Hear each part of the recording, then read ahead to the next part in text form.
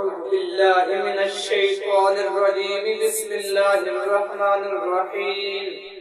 يا بني إسرائيل اذكروا نعمتي التي أنعمت عليكم وأوفوا بعهدي أوف بعهدكم وإياي فارهبون وآمنوا بما أنزلت مصدقا لما معكم ولا تكونوا أول كافر به ولا تشتروا بآياتي ثمنا قليلا وإياي فاتقون ولا تلبسوا الحق بالباطل وتكتموا الحق وأنتم تعلمون وأقيموا الصلاة وآتوا الزكاة واركعوا مع الراكعين تأمرون الناس بالبر وتنصون أنفسكم وأنتم تتلون الكتاب أفلا تعقلون واستعينوا بالصبر والصلاة فإنها لكبيرة إلا على الخاشعين الذين يظنون أنهم ملاقو ربهم وأنهم إليه راجعون